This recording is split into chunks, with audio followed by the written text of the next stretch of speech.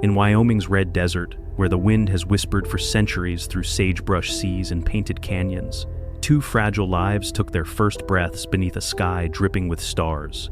On a freezing April night, Morning Star, the proud lead mare of the Granite Creek Band, did the impossible. Within minutes, she brought forth not one foal, but two, Storm and Echo. Born as mirror images of each other, their hearts beat in uncanny rhythm, as if bound by an invisible thread stronger than time itself. Even as newborns, every step they took seemed choreographed by destiny. Dr. Ana Vasquez, watching from a lonely ridge, could hardly believe her eyes. In 15 years of research, she had never witnessed such a thing. Twin foals, alive, breathing, standing. A miracle against all odds. Her field notes trembled with excitement. Less than 1% survive. And yet, here they are, perfect, identical, alive. For 8 years, their family herd had endured blizzards, predators, and the unrelenting presence of man. But nothing, not even the majestic black stallion Sarge's vigilance, could shield Storm and Echo from what was coming. Because destiny does not honor miracles for long. The Bureau of Land Management's helicopters would soon thunder across the desert sky, driving wild herds into holding pens. Storm and Echo's bond, forged in blood and starlight, would be tested in a way neither nature nor nurture had prepared them for. This is not just a tale of survival. It is a story of love so fierce it defies the desert, of separation so cruel it bends the soul, and of a reunion that will blindside even those who dare to believe in miracles. But here's the truth. Only one of them will survive the roundup. And what happens next will change the fate of the Granite Creek herd forever. Before we step into this journey, one that will shatter your heart and rebuild it stronger, make sure you're with us. Hit that subscribe button and ring the bell, because when the dust settles, the ending you're about to witness will remind you why hope should never be surrendered, even when it's born in the unlikeliest of places. Ana named them Storm and Echo in her research logs, chosen for the way they seemed to mirror each other's every action. When Storm would lift his head to scan the horizon, Echo would do the same. When Echo moved toward their mother to nurse, Storm would follow. During their first weeks of life, they were never more than a few feet apart, creating what Ana described as the most remarkable display of sibling bonding have ever documented. The early months passed peacefully for the Granite Creek Band. The twins grew, strong under morning stars, devoted care, and the protection of Sarge's vigilant leadership. Ana's research camera captured hundreds of hours of footage showing the extraordinary connection between the brothers. They played together, explored together, and even slept in perfect mirror positions. Their bond transcended normal sibling relationships, Ana noted. They seemed to communicate through subtle body language that the other horses couldn't interpret. It was as if they shared a private language developed in the womb and perfected through constant companionship. Throughout the summer of 2000, Ana documented behaviors that challenged conventional understanding of equine intelligence and emotional capacity. The twins demonstrated what appeared to be shared decision-making, coordinated exploration patterns, and mutual comfort, seeking that suggested their connection operated on levels beyond typical sibling bonds.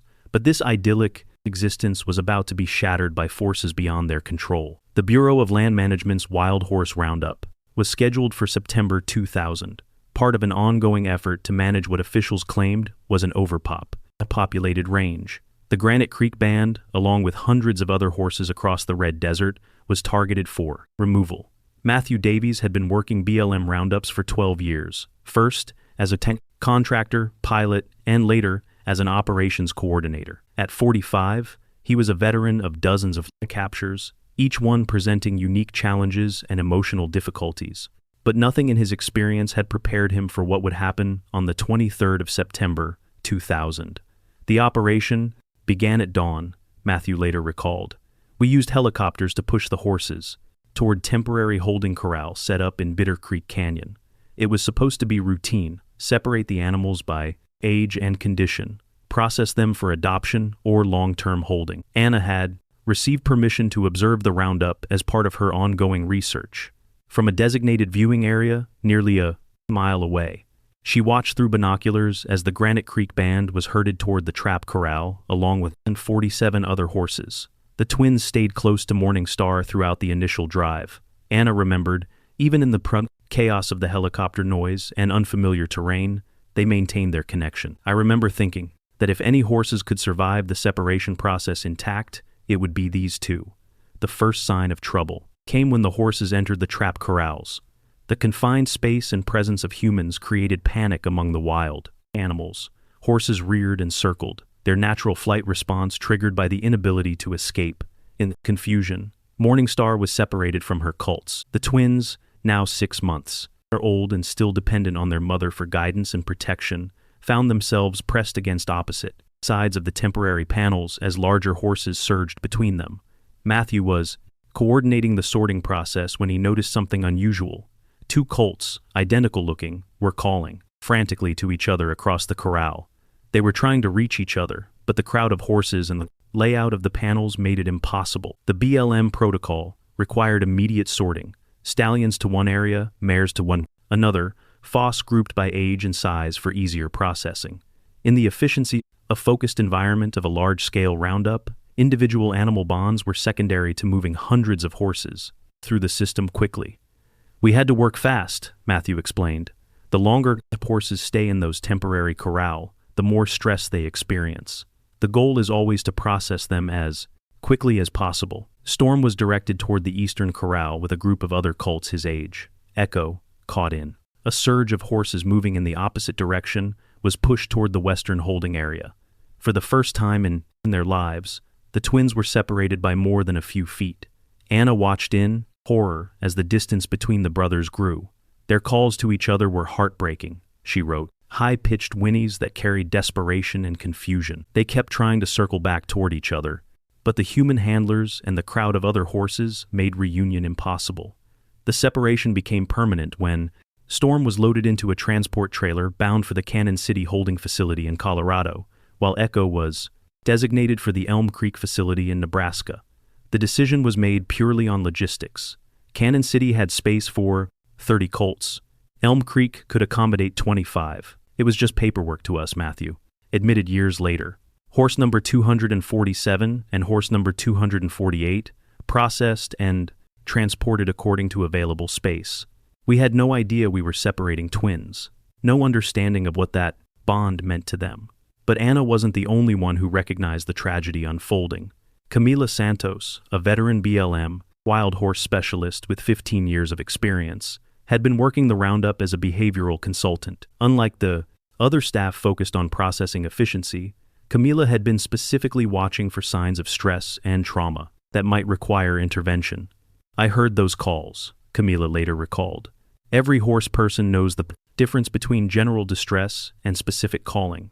These weren't random panic sounds. One colt was calling for the other by name. If horses have names, the response from the trailer that was already pulling away confirmed it." Camila had worked dozens of roundups and understood the logistical challenges of managing hundreds of wild horses. But she also understood horse behavior in ways that transcended bureaucratic protocols. As Echo continued his desperate calls from the temporary corral, she made a decision that would consume the next 6 months of her life. "I approached the operations coordinator immediately," Camila explained. "I told him we had separated what appeared to be twins, that their distress was severe, and that we needed to consider keeping them together." The coordinator's response was predictable. The trucks were already loaded. The facilities had been notified, and changing assignments at this point would disrupt schedules at multiple locations. But Camila pressed harder than protocol typically allowed. "I explained that these weren't just siblings, but possible twins showing signs of severe separation anxiety. I requested that we delay Echo's transport until we could arrange placement at the same facility as his brother." For 3 hours, while Echo paced his temporary corral and called frantically toward the far horizon, where Storm's trailer had vanished, Camila worked the phones. She contacted supervisors, facility managers, and transportation coordinators, trying to find a way to reunite the colts before their separation became permanent. The Cannon City facility had space for 1 additional horse, but only in their adult stallion section, inappropriate for a 5-month-old colt. Elm Creek could theoretically accommodate Storm, but their next transport wasn't scheduled for 10 days, and keeping horses in temporary corral for extended periods violated their welfare protocols. Every option had complications, Camila remembered. The system is designed for efficiency, not for preserving family bonds. When I suggested delaying Echo's transport or rerouting Storm's placement, I was reminded that we had 300 other horses to process, and that individual accommodations weren't feasible.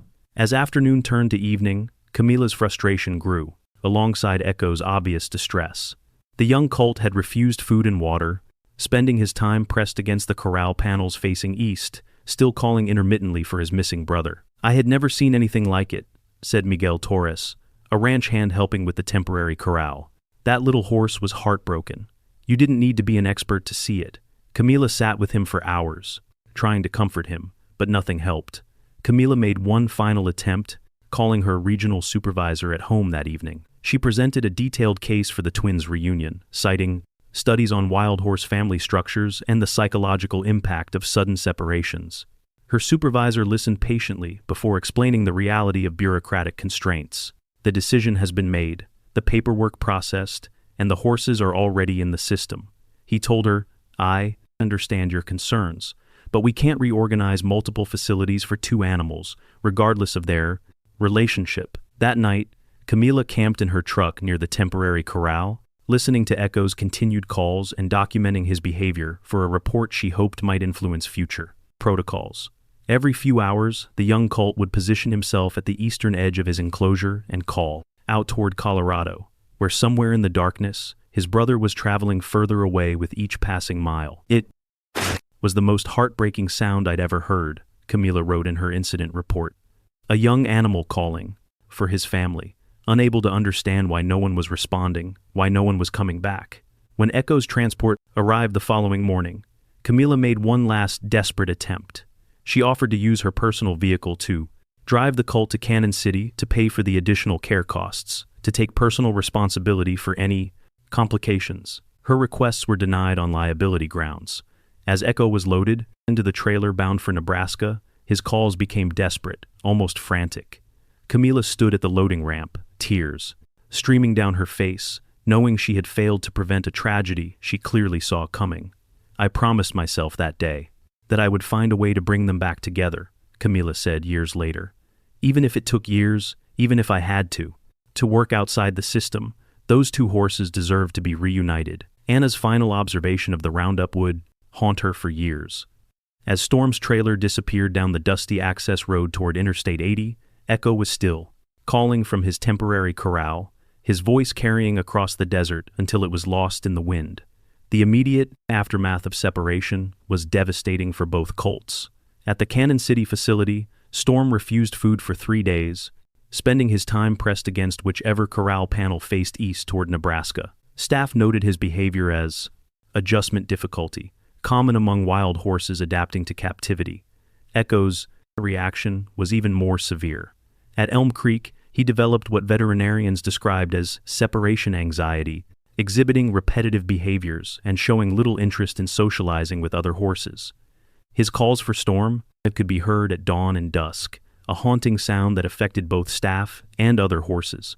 "We see stress reactions in separated family members," explained Dr. Vincent Walsh, the veterinarian who examined both colts during their initial processing. But this was different. These animals were exhibiting signs of genuine grief, as if they had lost an essential part of themselves.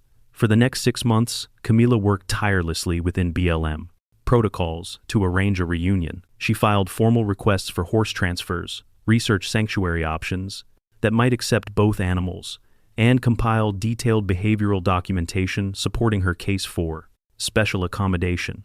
Every request was denied for procedural reasons. Storm was adapting well to Cannon City and was being prepared for adoption.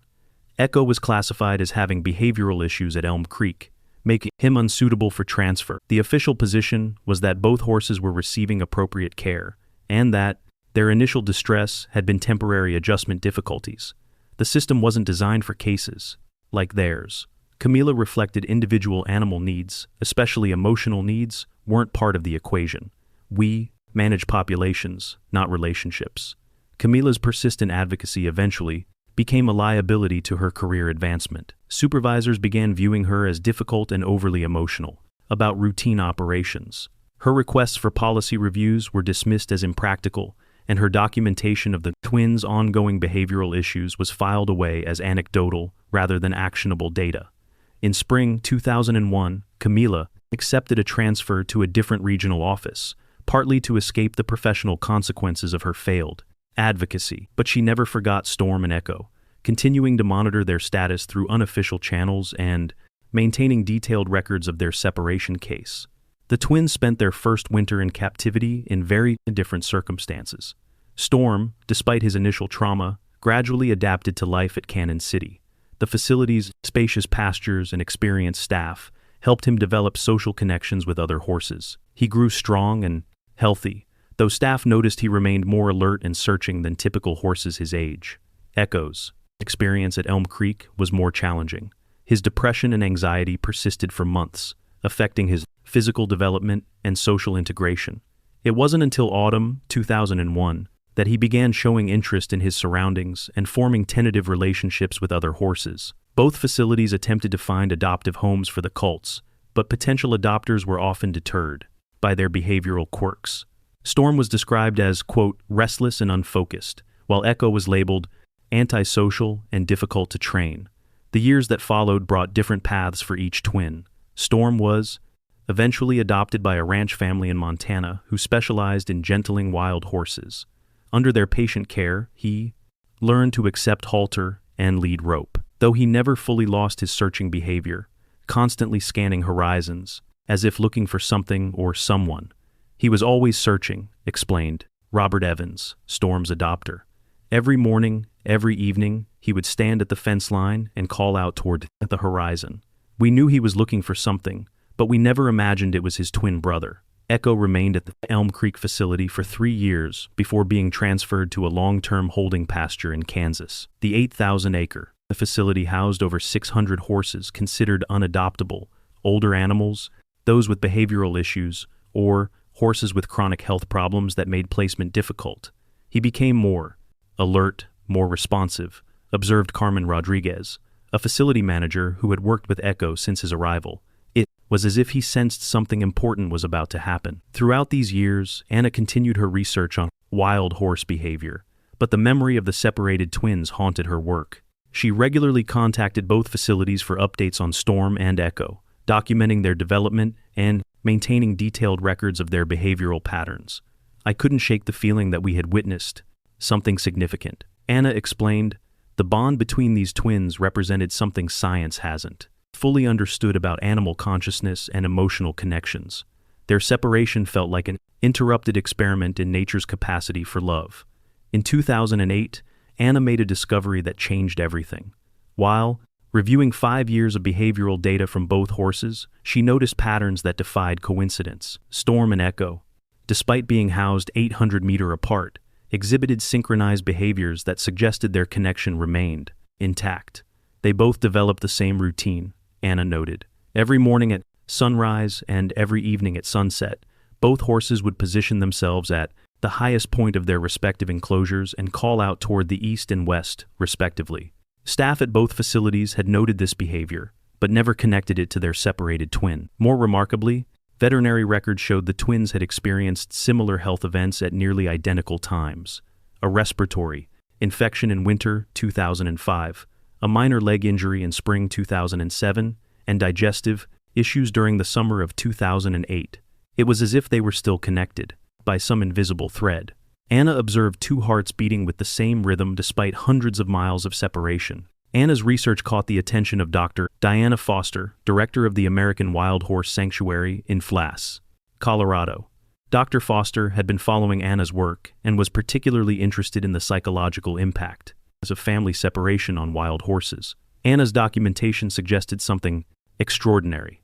Dr. Foster explained, if these twins maintain some form of connection after years of separation, it could revolutionize our understanding of wild horse management and the importance of keeping family groups together. In early 2009, Dr. Foster approached both the Cannon City facility and the Kansas holding operation with an unprecedented proposal: bring the twins together at her sanctuary to document their reunion and study the long-term effects of their separation.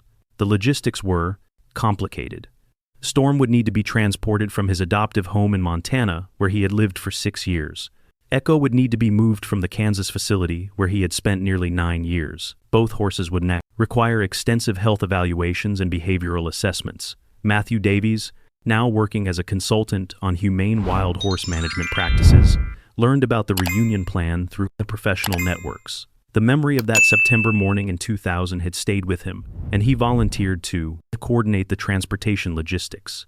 It felt like a chance to correct something that had bothered me for years, Matthew admitted. When I learned that those two cults we separated were actually twins, that they had been calling for each other across hundreds of miles, I knew I had to help bring them back together. When Anna contacted Camila in 2009 about the planned reunion, Camila immediately volunteered to help coordinate the logistics. Her decade of guilt over failing to reunite the twins was finally balanced by an opportunity to see them together again. It felt like redemption, Camila said. Not just for me, but for everyone who works in this system and struggles with the gap between what's efficient and what's right. The preparation took months. Both horses needed to be gradually acclimated to transport, undergo comprehensive health screenings, and receive behavioral evaluations to ensure their safety during the reunion process. Storm's adoptive family in Montana were initially reluctant to let him go. In 6 years, he had become part of their ranch family, though they acknowledged he had never fully settled into domestic life. Echo's journey from the Kansas facility was equally emotional. Staff who had cared for him for 5 years noted that his behavior changed dramatically during the days leading up to his departure. The reunion was scheduled for the 15th of October, 2009, almost 10 years after the twins' separation. Dr. Foster's sanctuary had prepared a special paddock designed to allow the horses to see and smell each other before physical contact, ensuring the meeting would be safe and controlled. Anna traveled from Wyoming to document the event, bringing 10 years of research data and video footage. Matthew arrived the night before, carrying the guilt and hope of a man seeking redemption for a decision made in the chaos of a long-ago morning. I had dreams about this day, Matthew confided the night before the reunion. Dreams about two horses calling for each other across impossible distances and wondering if love could really survive 10 years of separation. The 15th of October dawned clear and cold, with early morning frost covering the sanctuary's Colorado mountains. Storm arrived first, transported from Montana in a specially equipped trailer designed to minimize stress during the 12-hour journey. As the trailer doors opened, Storm emerged cautiously, his bay coat gleaming in the morning sunlight. At 10 years old, he had developed into a magnificent stallion, powerful and alert, but still carrying the distinctive white markings that had identified him as a foe. He immediately began scanning the environment, Anna noted, recording every detail. His posture was tense, expectant, as if he was searching for something specific. Echo's arrival 2 hours later created an immediate change in the atmosphere. Storm, who had been grazing peacefully in the quarantine paddock, suddenly lifted his head and became intensely focused on something beyond the range of human perception. As Echo's trailer navigated the sanctuary's entrance road, still a 4-mile from Storm's location, both horses began exhibiting behavior that left witnesses stunned. Storm began calling, not the casual vocalizations horses use for general communication, but the specific urgent calls that have been noted in his behavioral records for 10 years. His voice carried a desperate joy that was unmistakably recognition. From inside the transport trailer, still moving along the access road, came an answering call that made every person present stop and stare. Echo was responding to a voice he hadn't heard in a decade, but somehow recognized immediately. It was the most extraordinary thing I've ever witnessed. Dr. Foster later wrote, two animals separated for 10 years, recognizing each other's voices across a distance that should have made identification impossible. The trailer came to a stop at the quarantine barn, approximately 200 yards from Storm's paddock. As the doors opened, Echo emerged into the Colorado sunshine, and both horses could see each other for the first time since they were 6-month-old colts. The recognition was instantaneous and profound. Both twins began moving toward their respective fence lines, their calls becoming more urgent and joyful. They paced along the barriers that separated them, their movements mirroring each other with the same synchronization Anna had documented as FOSS. They remembered each other, Anna said, tears streaming down her face. After 10 years, hundreds of miles, different environments, different experiences, they remembered. The sanctuary's protocol required a 48-hour quarantine period before direct contact was allowed. For Storm and Echko, those 2 days were filled with continuous communication across the paddock barriers. They grazed near each other, slept positioned as close as the fencing allowed, and maintained almost constant vocalization. Their conversations were clearly specific and meaningful, Dr. Foster observed. These weren't random horse sounds, but purposeful communication. They were sharing 10 years of separation in a language we couldn't understand, but could clearly witness. On October 17th, the barriers between the paddocks were removed. The actual moment of contact was surprisingly gentle, rather than the explosive reunion many had expected. The twins approached each other slowly, deliberately. They touched, noses first, breathing each other's scent, confirming what their eyes and voices had already told them. Then came the grooming behavior that had characterized their relationship as false. Storm began gently nibbling Echo's neck, and Echo responded by doing the same. For nearly an hour, they stood in mutual grooming, re-establishing the physical connection that had been broken 10 years earlier. It was like watching two halves of the same soul reunite, Matthew said, his voice thick with emotion. All the years of wondering if we had made a terrible mistake, all the guilt about separating them, it was all worth it to see this moment. As the day progressed, the twins began exhibiting behaviors that amazed everyone present. They moved in perfect synchronization, as if the 10 years of separation had never happened. When Storm walked toward the water trough, Echo walked with him. When Echo investigated a new pile of hay, Storm was immediately beside him. The behavioral synchronization was even more pronounced than what I had documented as FO. Anna noted it was as if their connection had been strengthened rather than weakened by the separation. Over the following weeks, the twins' reunion became a study in the resilience of family bonds. They were inseparable, making up for lost time through constant companionship. Their synchronized behaviors, their communication patterns, and their obvious joy in being together provided unprecedented data on the emotional lives of horses. Dr. Foster Sanctuary became the site of the most comprehensive study ever conducted on separated and reunited wild horses. Researchers from universities across the country came to observe Storm and Echo, contributing to a growing body of evidence about the complexity of equine emotional and social intelligence. Their story challenged everything we thought we knew about animal memory, emotional attachment, and the impact of family separation. Dr. Foster explained, these horses didn't just remember each other. They had maintained an active emotional connection across 10 years and 800 meters. The twins' reunion also sparked changes in BLM wild horse management protocols. Anna's documentation of their separation and the subsequent behavioral data contributed to new guidelines, emphasizing the importance of keeping family groups together whenever possible. We can't undo every separation that has occurred, Matthew acknowledged in his new role, advocating for improved roundup procedures. But we can learn from Storm and Echo's story and work to prevent future heartbreak. The sanctuary became the twins' permanent home, where they lived together in a 500-acre pasture designed to simulate wild horse habitat. Visitors came from around the world to witness the famous reunion horses. Though Storm and Echo seemed oblivious to their celebrity status, they were just brothers enjoying each other's company, Anna observed during her final research visit. 10 years of separation, thousands of miles of searching, and they settled back into companionship as if they had never been apart. The twins lived together at the sanctuary well into their twilight years, their bonds serving as a testament to the power of family connections and the resilience of love. When Echo passed away peacefully in his sleep during the winter of 2020, Storm's grief was profound, but somehow peaceful, as if he understood that their reunion had healed something that needed healing. Storm continued to thrive at the sanctuary for another year, finally, passing in the spring of 2021. Staff noted that his final weeks were spent at the highest point of their pasture, calling out toward the horizon at sunrise and sunset, the same behavior that had characterized both twins' years of separation. Anna completed her research on Storm and Echo in 2022, publishing findings that revolutionized scientific understanding of animal emotional intelligence and the importance of family bonds in wild horse populations.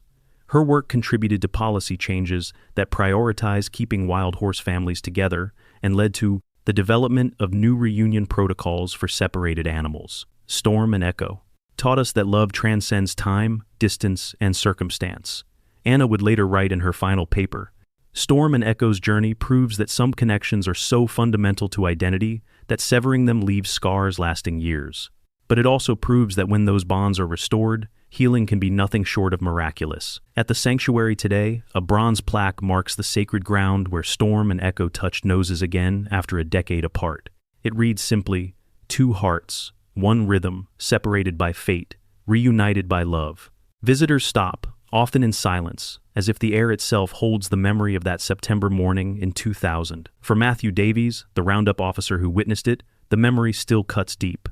"Every time I hear the whir of helicopter blades, I think about Storm and Echo," he admits. "How many stories of love and loss are we writing into the desert with every drive?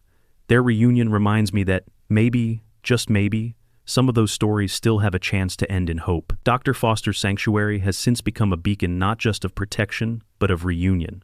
Inspired by the twins, her team has reconnected more than 50 horses with long-lost family members. Each reunion deepens our understanding of equine emotion, each tear-stained moment adding proof that love doesn't fade, even when years or miles intervene. Storm and Echo were pioneers. Their lives taught us that family bonds can outlast separation, that even science sometimes bows to something greater, the raw, undeniable power of connection. But the Red Desert keeps its secrets. The Granite Creek Band still roams there, led now by one of Storm and Echo's half-sisters, protected by conservation laws born from their story. On nights when the moon hangs low and the wind rushes across the sagebrush, some claim they hear more than just silence. A rhythm. Twin hoofbeats, in perfect unison, echoing across the canyons. Some say it's memory. Others believe it's a warning, because on that same wind, faint but unmistakable, rides the sound of a helicopter, the ghost of the roundup that almost tore them apart forever. And so, their story does not simply end with reunion. It lingers, both miracle and caution, urging us to remember. Love can survive anything, but it must be defended again and again. Storm and Echo's tale changed the world's understanding of wild horses and perhaps of ourselves. If their journey moved you, share it, pass it forward. Because the next reunion, the next miracle, might depend on those who refuse to look away. Until then, remember, love always finds a way, but only if we have the courage to protect it.